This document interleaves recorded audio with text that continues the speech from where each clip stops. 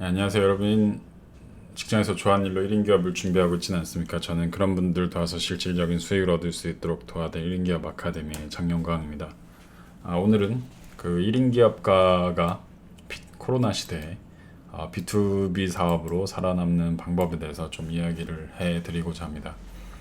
그 최근에 좀 유통 관련 일을 많이 하다 보니까 B2B 사업 하시는 분들 또는 해외 사업을 하신 분들 좀 많이 만나게 됐습니다. 그래서 그런 분들이 과연 어떻게 좀 이런 코로나 시대에 살아남는지, 그리고 어떤 사업을 주로 하는지 좀 찾아보다 보니까는 살아남는 많은 분들이 B2B 사업을 좀 주로 하고 있었고, 또는 해외 사업을 하시는 분들이 지금 이 상황에서도 매출이 많이 줄지 않고 꾸준히 늘어나는 것을 보게 되었습니다. 그래서 코로나 시대에 많은 그 소상공인 분들이 좀 힘들다고 어렵다고 하시는데, 이럴 때 좀 포기하지 마시고, 또는 1인 기업가 분들도 회사에서 나오시려다가 포기하지 마시고 B2B 사업으로 전향을 해보시는 게 어떨지, 이런 생각을 좀 하게 됐습니다.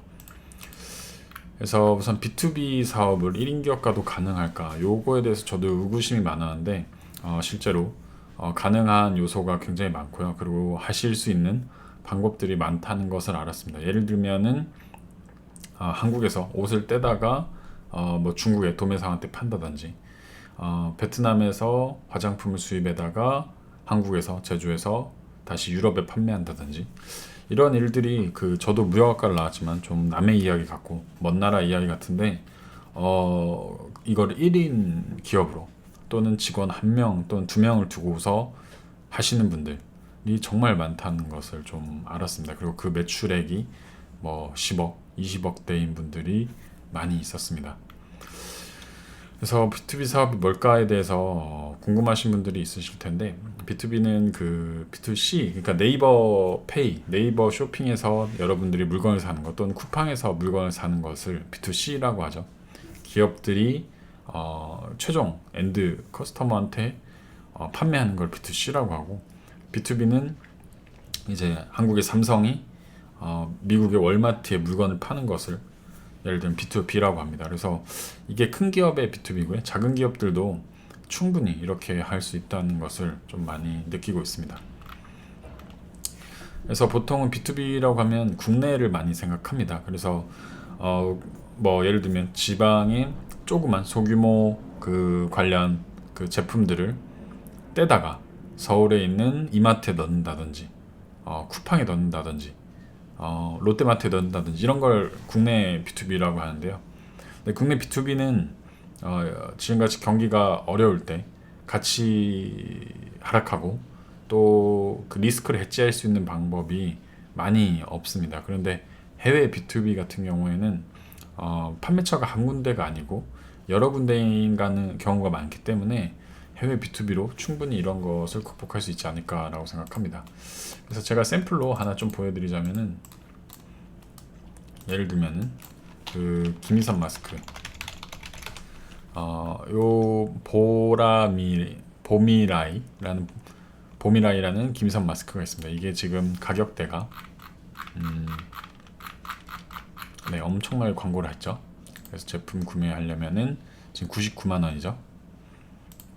보미라이, 이게 작년까지 최지우가 광고를 하다가 김미선이 이번에 광고를 좀 시작하게 됐습니다. 그래서 이거 같은 경우에 국내에서 B2B 사업을 많이 했습니다. 예를 들면 이거를 쿠팡에 판다든지, 또는 스마트 스토어에 판다든지, 또는 다양한 판매처를 통해서 이렇게 김희선 마스크를 파시는 분들이 많이 있죠. 네. 렌탈도 많이 하고. 근데 이런 거 같은 경우에는 보미라이가 1등이잖아요. 그 99만 원이 최저가예요, 제조사가. 그러면 다른 분들도 99만 원 이하로 팔 수가 없어요. 그죠? 다 99만 원이죠. 렌탈도 가격을 잡아놨습니다. 저기 이 보미라이에서. 그래서 그 이하로 팔 수가 없다. 떼다 파는 건 가능한데 팔 수가 없다. 그래서 이건 B2C여서 팔 수가 없던 부분이었는데, 이제 이걸 해외로 배송할 때는 실제 단가가 굉장히 낮아지게 됩니다. 뭐 제가 단가를 다 공개할 수는 없지만은 이거의 3분의 2, 3분의 1 가격으로도 단가가 공급이 되고요.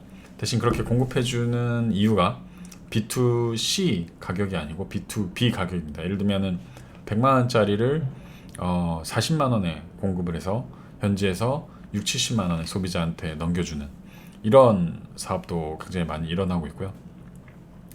이게 가능한 이유가 100개, 200개가 아니고 뭐 1000개 단위로 떼가는 조건으로 그렇게 진행을 하고 있기 때문에 여러 개를 가져가서 내가 현지에서 많은 도매상한테 또는 많은 어떤 그런 쇼핑몰한테 팔 수 있다. 그러면은 지금 제가 알고 이 제품의 재고가 엄청나거든요. 이거를 1000개를 떼가서 유럽이나 미국, 베트남 이런 데에 이런 걸 또 필요로 하시는 분이 분명히 있거든요. 지금 상황에도. 그럼 이걸 반 이하 가격으로 충분히 떼갈 수 있습니다. 이건 제가 확인한 내용이고요. 그래서 국내에 있는 재고가 많은 업체에 가서 내가 네 걸 해외에 팔아줄 테니까 가격을 얼마까지 해줄 수 있어 라고 얘기할 수 있는 어떤 그런 시기가 바로 지금 시기입니다. 그래서 요즘에 제가 중국에 있는 왕홍 분들하고 좀 어떻게 연결돼 가지고 그분들의 물건을 그 간접적으로 구해주고 있는데 왕홍이 가져다 팔 거니까 재고가 있으면 싸게 달라라고 B2B 업체에 가서 요청을 하면은 정말 생각지도 못한 가격을 다운시켜서 줍니다. 뭐 최소 수량이 100개에서 1000개 단위로 좀 크긴 한데 와 이거 정말 그 유럽이나 해외 판매처만 뚫을 수 있다면은 한국에서 가격이 이렇게 싸게 가져가도 되나라는 생각을 하게 됩니다. 근데 이거 거꾸로 생각하면은 한국의 판매처를 많은 판매처를 갖고 있어요 본인이. 그럼 유럽이나 뭐 중국에서 정말 낮은 가격에 가지고 올 수 있는 어떤 시기가 있다. 요런 거를 깨닫게 됐습니다. 근데 이러려면은 우선 경력이 좀 오래돼야 돼요. 그래서 네트워크가 좀 충분히 이어져야 되고요. 두 번째로는 본인이 판매망을 확실하게 좀 구축할 수 있어야 됩니다. 그리고 일부 자금이 좀 있어야 100% 선금이 아니더라도 한 30%는 선납을 해야 됩니다. 예를 들면은 1000만 원 중에 300은 넣고 물건을 가져오고 판매하고 나머지 70%를 주겠다라고 해야 협상이 되더라고요. 그래서 이렇게 B2B 쪽으로도 공부를 하시면은 굉장히 좀 재밌다는 것을 저도 좀 알았습니다. 그러니까 돈적으로도 재밌다. 그래서 B2B를 어떻게 만나냐? 최근에 B2B를 통해서 사업을 하고 계신 여성분들도 만나봤고 남성분들도 만나봤는데 첫 번째로는 오프라인을 통해서 나가신 분들이 있어요. 전시회. 국내에도 코엑스나 일산의 킨텍스에서 전시회를 하잖아요. 그때 그 예를 들면 이런 업체에 가서 물건을 달라고 하는 거죠. 너가 어차피 전시 안 나갈 거면 내가 나가겠다. 이 물건을 나한테 줘라. 대신 이 단가를 내가 1000개 파는 기준으로 얼마까지 줄 거냐라고 하고 이 물건 샘플을 하나 들고 전시에 나갑니다. 전시에 나가서 말을 합니다. 이거 1000개 단위로 얼마에 줄 테니까 살 외국인들은 이렇게 연락을 줘라라고 하면은 안 줄 것 같은데 실제 이 제품이 어떤 효과가 있고 그리고 트렌드성 제품이라면은 충분히 연락을 줍니다. 이렇게 해서 10년, 20년 동안 이 사업을 하신 분을 어제 만났거든요.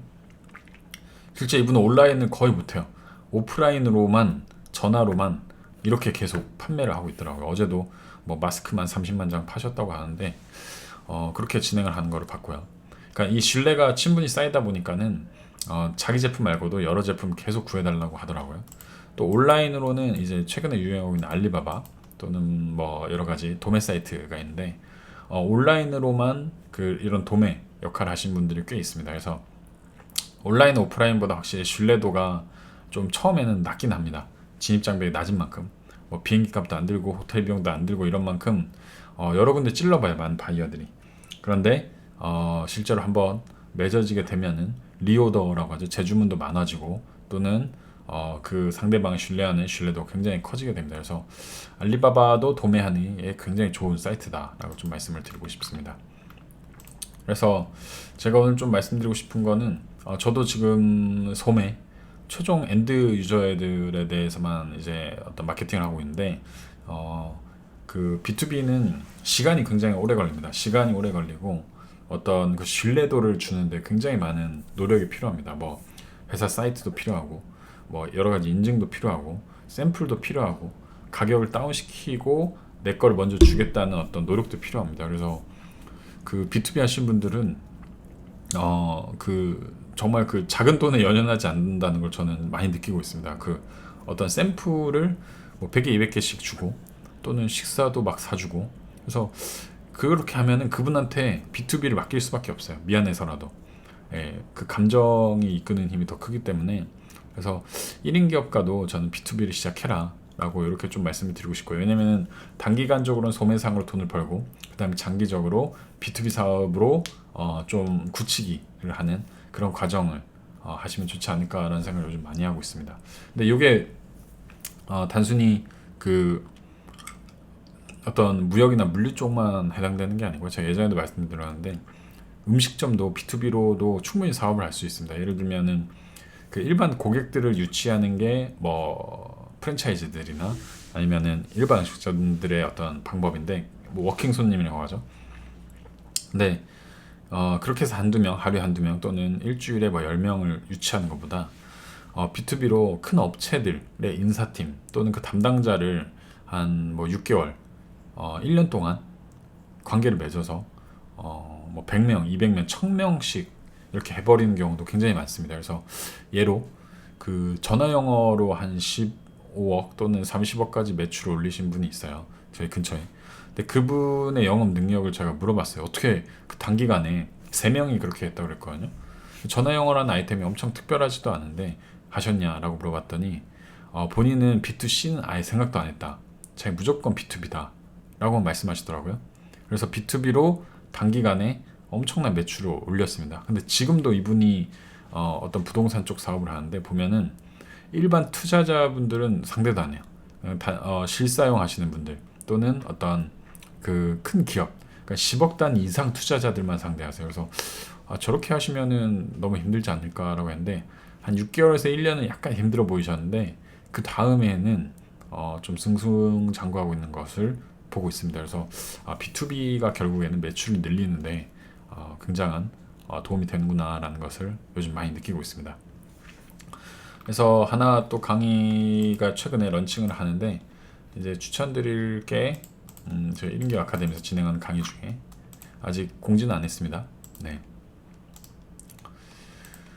네. 그 알리바바라는 그 대표님, 서일ang 대표님이라고 있는데 그 눈썹을 알리바바에서 파셔서 여러 가지 수익 모델 만들고 있습니다. B2B로만 하고 계시고요. B2C는 거의 안 하시더라고요. 그래서 강의 비용도 뭐 부담스럽진 않고 강의 시간도 한 2시간 정도로 도움이 분명히 되실 그런 강의입니다. 그래서 이런 것들을 좀 체크하시고 도움을 받으시면 좋지 않을까라고 생각합니다. 오늘 방송은 여기서 마치겠고요. 또 궁금하시거나 또 알고 싶으신 거 있으시면은 제가 답변 드리도록 하겠습니다. 네, 감사합니다.